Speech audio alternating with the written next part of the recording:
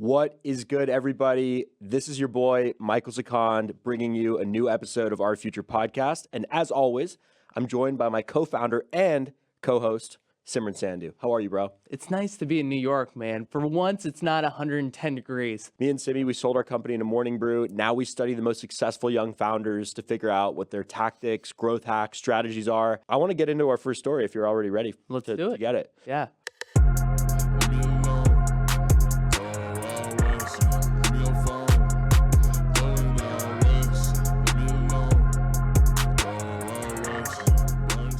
The largest acquisition ever pulled off by college students. Harry Gestetner and Simon Pompin, these guys are brilliant. They built and scaled their company in 10 months to an 8-figure exit from their dorm room. So from starting the company to selling the business, 10 months, 8-figure exit in the mid 8 figures. So tens and tens of millions of dollars. Like this, and this was not a $10 million sale. Like this was a substantial exit. So let me bring you back to these guys. So they were involved in the social media landscape a little bit. They had known each other from high school on. One of them went to Vandy. The other one went to, I think it was Tulane. And I think one of their cousins was blowing up on TikTok. And they were shocked because this was kind of a more controversial creator. And the TikTok comment section was filled up. But there still wasn't a single brand that was willing to take a chance on this creator. So they were like, there has to be an alternative revenue stream, right? Like we're seeing the creator economy. We're seeing Hollywood in your hand. Everybody's an influencer now, but still remember that when you're trying to get brand deals, not every creator is created equal in that environment. There's a lot of connections you need to make. And if your content is somewhat controversial, it is obviously harder to be able to monetize. Get a brand. Yeah. But yeah, I mean, we did like a business brand, but for a lot of creators, they often don't have natural tie-ins or like a content format that integrates well with brands. And at the end of the day, a lot of the influencers aren't like good advertisers or business people, Totally. right? Yeah. So it makes a lot of sense for them to be able to monetize their platform on another app or service, right? So immediately, what do you think of? Patreon? Patreon, OnlyFans. You think of Patreon, but people forget that Patreon is actually quite an old company. It started, I think, in 2008 or 2009. But these guys saw an opportunity to build Gen Z's Patreon. And I thought the most interesting part about Patreon that didn't fit with the modern ethos was that it was like desktop first. So they're like, okay, we need to build a mobile first app with gated paywalled content. And we need to bring some of the world's top creators to spin up a new revenue stream on this app. So anyways, huge success. I think what's interesting to me is this is a simple idea, right? This is like a fully executional idea. Like anybody could have had this. Well, a lot of the stars aligned. I mean, they were at the forefront of an emerging trend. They found the right creator and influencer to partner with. A lot of the pushback they were getting from investors was, does Gen Z actually have real purchasing power? And I thought this was so interesting. And their big rebuttal was like, hey, look at how much Gen Z is spending on Fortnite. Yeah. Look how much they're spending on Twitch and backing these creators. So they had all of these analogies and other use cases that they could pull from for their own company, FanFix, and all the success they've had so far. Well, it's crazy, right? Like there were a bunch of people on Twitch just tipping creators for the sake of tipping them and like maybe getting a shout out. So they saw all these dollars already being deployed into other formats and they were like, we can grab some of those dollars. But they said that was the biggest uphill battle in talking to investors was just how big is Gen Z's wallet, right? Yeah. It's a different play because I think let's think about like, we always use the Morning Brew as an example. They had a young audience. They had young millennials, maybe 5 to 10 years ago. And they always looked at it, okay, like the spending power of this group is only going to increase, right? The average reader of the Morning Brew is like you're going to grow into it, right? You're going to grow into it. But with this product, it's like, no. For one, it's not an ad product. This is like, they need to have the money to like pay for the product the first time that they use it, right? So that was a barrier to them, but they looked at like Madden Mobile. They looked at some of these other platforms. And I think it's also worth noting that OnlyFans also had existed at this time. Yeah. And with OnlyFans, there's obviously that stigma around it. So why would like a major influencer want to be, they're not going to bring their fans to OnlyFans. You know what I'm saying? Right. Like, you don't want to bring like your friends to like the sketchy bar. Exactly. Right? Yeah. You want to be able to bring them to a place that feels like there is not only other creators there, but it's a place that people actually want to be, and like doesn't have that negative reputation. So between Patreon and OnlyFans, they saw the market opportunity for FanFix. So it really is that simple. You create content that can only be accessed on FanFix. So Yeah, stuff that you can't get anywhere else. the way they described it is they're focused on creating paywalls with creators and their fans. Like, you can summarize this business in one sentence. What I thought was really interesting is how quickly they grew. I mean, to have a high 8-figure exit in 10 months is pretty crazy, right? Like, that's what makes this story really unique in a lot of ways. Well, look, there's a ton of guys that you don't know their name, but they've gotten insanely rich working with just major very low key. celebrities. Yeah, there's always a player behind the scenes. There's like 2 guys out of Kansas who are on the LLC documentation for Prime Energy, right? They approached Logan Paul and KSI to do the drink, right? That's crazy, yeah. Because they had the infrastructure, they were the entrepreneurs, they knew how to roll out a drink, right? Like they had done a few drinks with creators before, I think. So there is this opportunity to go and partner with like a big name, and it's like, it's a practice we've seen time and time again in the past 5 to 10 years, right? Wherein celebrities have become co-founders of these businesses, and there's like a kind of more group of behind-the-scenes entrepreneurs who get those businesses off the ground and actually operate them. So with these guys, I mean, what was their ace in the hole? Like, what really made this possible was they convinced Cameron Dallas to be a co-founder and to really get deep with him on this business. Simon described to me 2 different ways that celebrities come on to product businesses, right? The first is you bring on a big face for marketing, right? So a co-founder role, a nice equity stake, kind of like simple, like set deliverable, show up to this party, make this Instagram post, generally just brand awareness. But they were like very intent to not make that the case with Cameron. So he'd been a creator for 10 plus years. You remember him from Vine? He was he was this like OG creator. He even got a movie. Like no way. Yeah, I didn't years know that. ago he got a movie. He was a it any true heartthrob, and he obviously knew the ebbs and flows of a creator business, right? Right. All over the place, but subscription revenue is the godsend, and you know, things have gotten better in recent years with like Google AdSense and like the consistency and modeling around that, but Cameron understood this problem deeply, and he was kind of done being a creator. Like, you can be the heartthrob, like, you know, but when you turn 30, it's like, all right, like maybe I should find something else to do. So Cameron was really interested in business. So they really found the guy at the perfect stage of his career that had all that brand awareness, but really like wasn't as interested in just being an influencer anymore and ready to build this company with them. So well, you have to build something more defensible, right? Like, even if the highest, let's say highest leverage creators out there, rat race to keep doing more and more and more. Whereas like with the business, you can do a lot of the solid foundation work, and then it can pay dividends in the future, whether or not you're even attached to the business still. So it makes sense why he wanted to go down this route.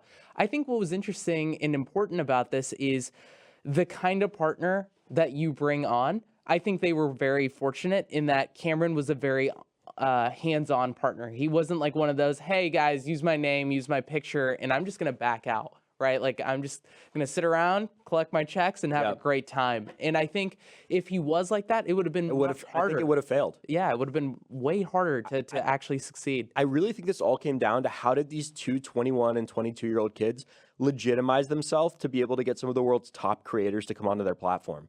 You know how many pitches creators get every day in their DMs, especially for some service wherein they can paywall their content or do blah, blah, blah, blah, blah. Like, it was... Getting Cameron Dallas really put the stamp of approval and credibility onto them.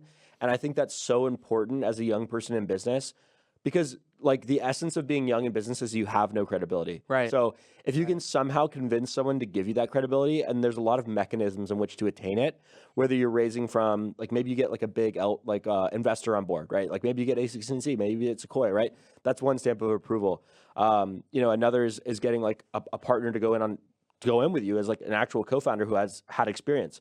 You know, there's good stories of young founders who've found maybe someone in their 30s or 40s to come on and like be a co-founder. You think of our story back in episode 2 of Bo Lin finding Scott to be kind of a champion for him, and or maybe like an acquisition getting a big brand name behind you, like kind of like we did. Yeah. So that was really important. I don't think they could have done it without that, but let's move on. So this is what I thought was interesting. When they look for creators, like who's going to come onto the FanFix platform, they look at this metric. How can a creator move different audience members across different platforms, right? So like, how can a creator bring someone from YouTube to Instagram to Discord to Twitch, right? It's like it's all about movement, right? Circulation. I'll call it circulation of audience. And I thought that was an interesting metric in that if you can make people move and change platforms to follow you, you're a creator that they're probably willing to pay for. It's an interesting thought too, right? Like, why does a creator join a platform? And I think there's three things that come down to it. Simon and Harry would agree with this, which is first, you have to get the monetization piece figured out. There needs to be some community or clout aspect to it. And then there needs to be a discovery feature of some kind, right? And I think you need to have all three of those for you to actually bring on a creator and then be able to retain them over the long term. Well, you just mentioned discovery, and it's interesting. Like Simon and Harry were telling me, like, we think this could be one of the biggest platforms in the world. Yeah. They were like, everything in the history of business only happens once, right? Like the next Google won't be a search engine. The next, it won't be a discovery platform, but they think it'll be a monetization platform. Like distribution has been done. Yeah. TikTok is Hollywood in your hand. How do you get these people paid? Like, how do you get these people paid who are generating these careers and all this attention? That's the problem they were solving, right? So what I think is interesting is all these other creator economy startups just ran into like the free distribution side of things, like a link in bio or like a jelly snack. Because that part is easier. Yes. Right? Getting those vanity metrics is way easier. Getting attention is way easier. Now making money from it, that's an entirely different beast. But what I think is cool is like they've used this this profit base, they've used these revenues, this successful, robust, sturdy business model to then go and expand into other services. So they did something called Superlink, which was a link in bio. And then I think there was like a funny story where Linktree like tried to block anybody listing FanFix on the link in bio app, which I thought was interesting. Yeah. Because they can. Like they have this really sturdy business model. Those companies have raised a bunch of money, probably won't go anywhere. It's also their entire business, like, is built on these link in bios. Yeah, exactly. So they've been able to like just tap into the honeypot of other creator economy companies that have gotten big because they have like this core product that's so successful. But in terms of like some stats, and we'll get into like the acquisition stuff in a bit. 5 millionaires created on FanFix. There's a bunch of creators doing 7 figures annually now. There are hundreds doing 6 figures in revenue a year, which is pretty insane. That's crazy. They had $0 CAC to build this company. Like whenever you build a direct-to-consumer company, like CAC is everything, and it eats up all your venture funding, and it's a massive challenge. But they were able to do it.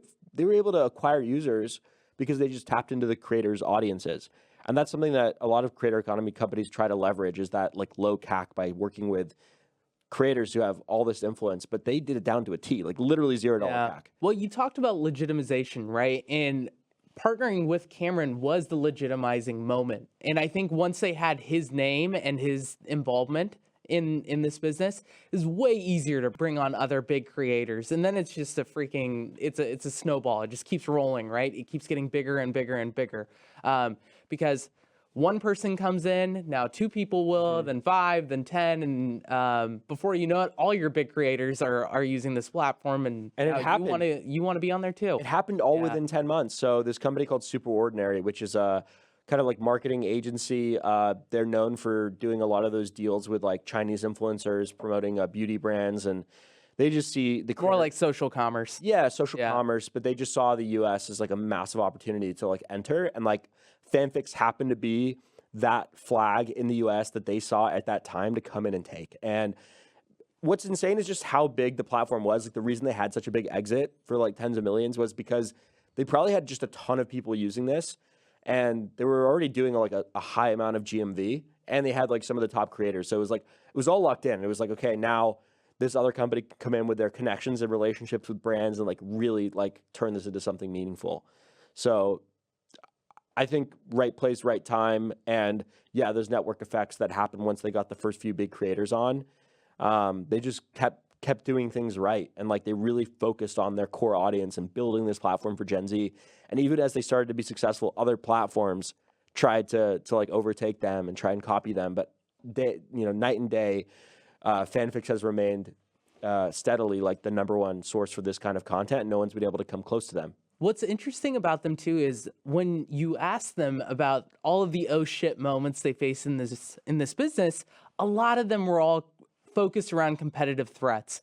You know, Instagram doing something or Linktree doing something or Snapchat adding some feature, right, which was extremely competitive. Right. And what I thought was really interesting is when it's an emerging market, it doesn't necessarily matter. You just need to carve out one small piece for yourself and it will continue to grow. And so it may feel really scary when all these big giants start to come into your space, and now investors are starting to get spooked, but you just have to be resilient and confident to know that this is a multi-year play. This space is growing, and if you can just focus on one small little niche and own that part of the market, you will be fine. Do you want to get into our next company? It's also in the social media landscape. Totally. So next company I want to talk about, started by my good friend Noah Tucker. He's building a company called Social Snowball. So bullish on him as an entrepreneur and the company he's building. So a little bit about Noah's journey. Started off into drop shipping, as a lot of these e-com cats do, but gets out of it and goes into media buying.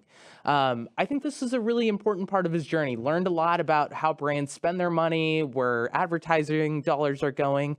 But a big challenge he was facing was he was tasked with setting up affiliate programs for a lot of these brands. And what he learned is like, it's really hard and really clunky to do that. Apps out there made it impossible to send payments, really hard to generate codes and links, and really hard to track sales too. And so he thought, maybe I can build a better affiliate and referral app. And so that was the genesis for what became Social Snowball.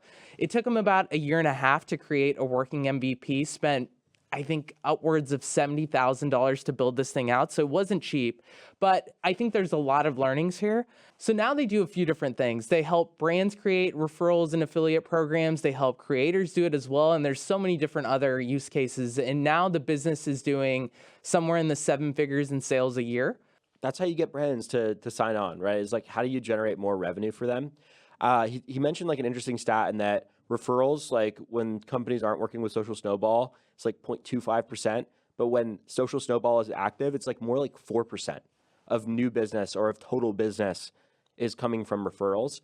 I think this is a similarity between like FanFix and Social Snowball, and that kind of he tapped into a distribution engine that was already there, right? Like he comes in as a business, he comes in with his offer or his product exists in a part of the value chain that's like the best place to be. Yeah. It's like after a customer's already decided to open their wallet and buy a product, then you get the code to go and share it with friends. It's like, wow, like, isn't that great? You know, you already got someone who's willing to buy this product. The hardest part, the biggest uphill battle is marketing. And now you get to like incentivize them to become a better customer and a more valuable customer to the brand. It's awesome. Well, they remove so much friction, right? So what was the typical referral model? It was spend $5, give $5 kind of thing, right? Like, so what would happen is you would spend the money, then you would have to insert your email, and then they would send over a code. And if you wanted to refer someone else, then you had to insert their email. And it was like a lot of bullshit that you had to deal with. Now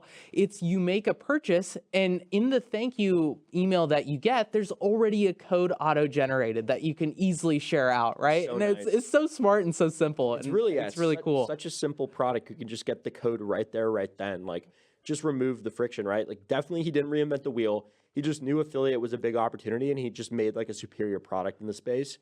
But it really is nuts that it took him a year and a half to create the MVP. Like, again, I don't know. I mean, I feel like from the non-technical founders, which is most of the people we talk to, because their story is obviously more accessible, they had like a relatively simple time, like finding maybe someone on Upwork, but maybe like they were inconsistent. They found someone else.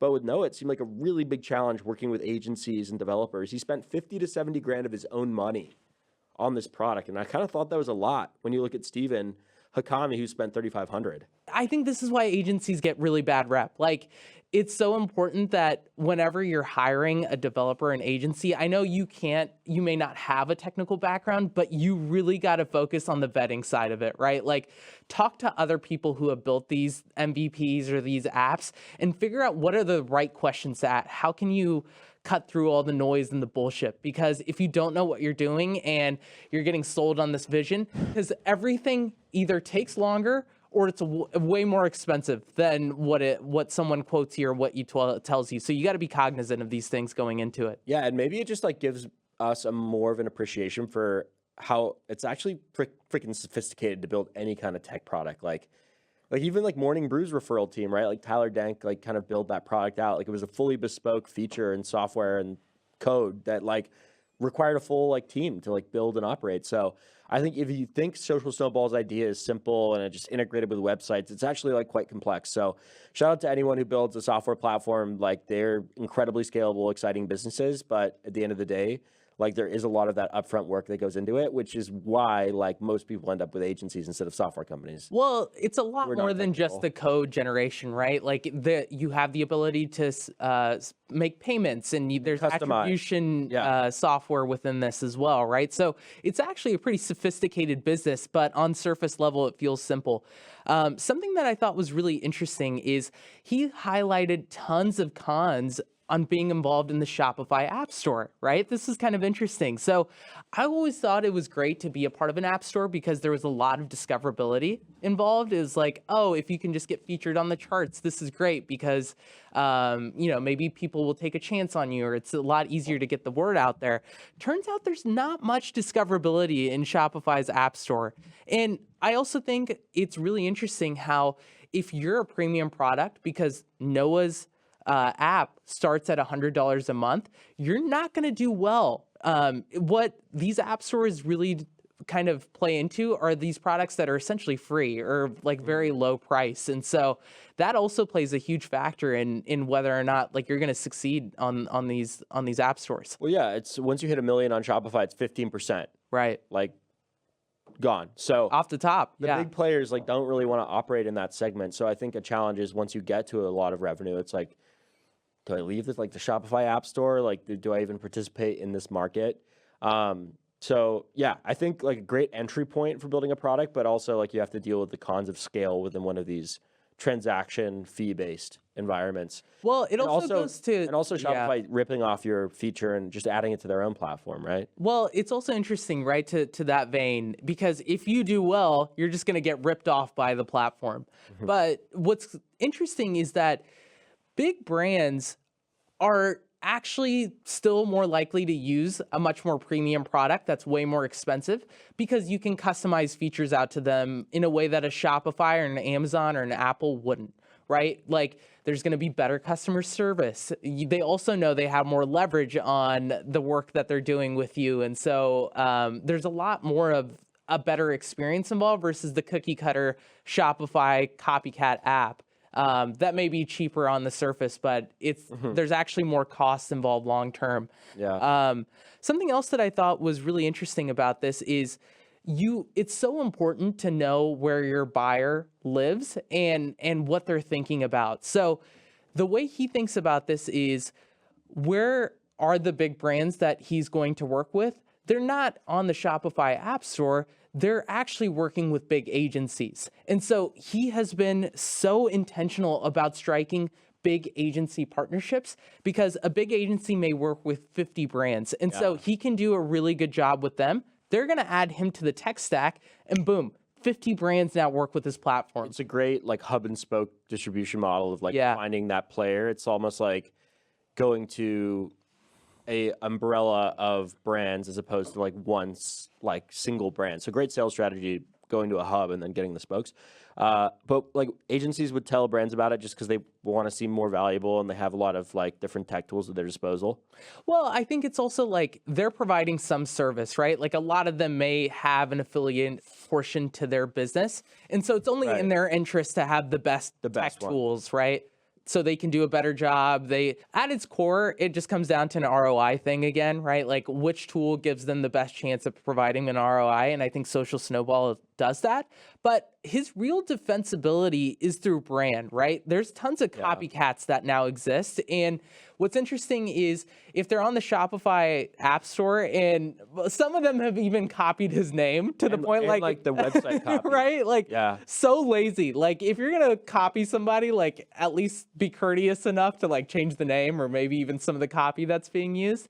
But he says that's okay. And the reason being is that you can still you can go after the smaller brands and you can be the lower price lower price product, but he doesn't want to play there, right? Because there's just, that's a small room, right? That's a small pond that you're trying to build in. Yeah, another thing I thought was interesting was his business model, right? So just like how the Shopify ecosystem will charge you 15% when you get to $1 million in revenue, he actually does it the other way around. In that brands, like small brands, will pay like whatever the subscription fee is, and then 3% of revenue generated through the affiliate.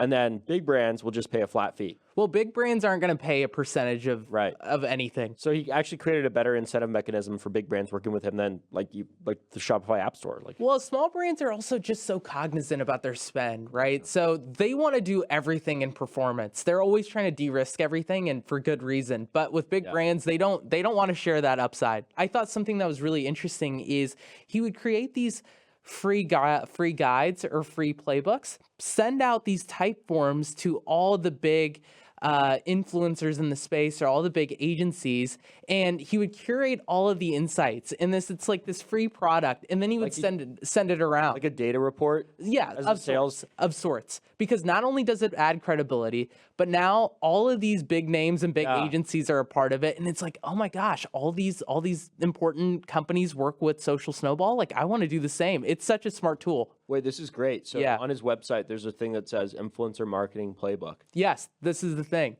That's a sales tactic that we want to roll out for the agency, right? Is like creating a like almost playbook for how to do organic. And I think that it's a great way to get people interested because like you're giving them value up front, right? Well, think about creating free resources is a great tactic we can steal from. No. That's the challenge with cold email, right? Like everyone uses cold email. Everyone is trying to get your attention. So just going one step further and giving some kind of free guide, resource product of some kind that, hey, at least these people know what they're talking about. Maybe I should hop on a discovery call with them of some kind, right? Like I can spend 15 minutes justifying this. Like it just takes a little bit. I know. Isn't it crazy how it just takes like one incremental step to like do something better and become really successful? Like totally. One little case study in the cold email, like maybe you put their name in it or just a little more personal information. It's like, when you're dealing with a lot of competition, it's just that marginal effort is what's going to make all the difference. And in business too, that marginal feature, just slightly better affiliate program. And now you got Noah with a 7-figure-a-year business. He wants to keep growing it, I think, for another 3 to 5 years, but he could probably sell this for millions now. But I think he's going to be very successful if he keeps up this growth and these case studies drive revenue. Like, that's amazing. Like, that's what brands want. And D2C companies, like, it's the name of the game. Like, grow top line. Anything you don't like about this business? I don't have any like staunch criticisms for his product. What about you? I just think it's a little competitive, the space. But dude, I think he's doing everything right. Like he's so invested and he's been doing this long enough that like there's such a big sunk cost involved. There is no turning back now, right? Like he spent several years of his life. He spent substantial capital. I mean, I actually admire the depths he went through. Like the fact that he spent almost all of his savings building out this MVP because he raised, I think, $150K from angel investors, blew it on trying to build out the MVP and realized, okay, like now I got to spend my own money. And then pretty much had to live a pretty, like cutthroat lifestyle for a while. Like, he's not paying himself anything. And eventually I think they had to get to 15K MRR. And he was like, okay, I'm going to take out a few K just to pay rent. Right. Like he was so cognizant about his spend. And that's probably one of those things where it's probably a good thing that he made those mistakes early on because he's so intentional about every single dollar. Like Noah does not strike me as the kid who's spending tens of thousands of dollars doing bullshit marketing that doesn't provide any results. He's probably so thorough and so diligent about all of his spend. He also seems really humble and authentic. I think the content he creates and the following he's built is because he's focused on this problem. He isn't bragging about his numbers, being overly transparent about things. Like, he's a good dude, and I think a lot of people in the e-com community respect him, and that's another competitive moat for him. I guess I thought about the criticism a little bit more, and that, do you feel like this is a feature that like any big e-com platform could just add, like a referral management platform? Like maybe, but it goes, like a feature. It goes into the thing, right? Like this is his specialty. This is the thing that he's focused on. For someone else, it would be just the feature, right? They're going to do it half as well as he can. I guess it's crazy how fat these tech stacks are, even at small companies. Like, I remember seeing like these tweets about, maybe if it was like Ron Shot Obvi talking about his tech stack, and it was like Social Snowball was in there among 18 other apps. I was like, wow. Yeah. It's like, here's what I do for email. Here's what I do for automation. Here's what I do for website. Here's what I do for fulfillment.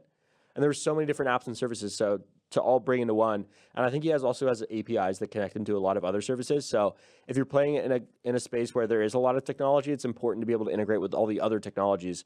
And yeah, it's cool. This story fires me up because it's like, don't need to reinvent the wheel, and you can have a specialized feature and be the best at it and still play in a space with multi-billion-dollar software platforms that these companies are using to grow. Like, yeah, and there's 18 tools they're currently using in their tech stack, and the reality is you could probably build 18 more tools that they could also use in their tech stack. Like there's certainly like no floor when it comes to these kinds of tools. There's always some part of the process that you can make incrementally better and make. Did you mean no ceiling? Yeah, no ceiling. No ceiling. Yeah, there's a lot of room to grow. It's energizing. This company is simple, and he's done a great job executing, just like the FanFix guys did. And he's turned regular people into marketers, and it goes back to how word of mouth is the most valuable marketing strategy there ever has been and always will be. Always will be. Always will be. All right, guys. Well, that wraps up another episode of Our Future Podcast. As always, it's a pleasure for Michael and I to have the chance to speak into your ears for 30 to 40 minutes at a time every single week. Would love to hear any feedback you guys have. Hit us up on Twitter. Our info should be in the show notes. But in the meantime, look forward to coming and hitting you next week with another 2 entrepreneurs that we're so excited to tell you about. So yeah, stay frosty. Stay frosty, everybody. Peace out.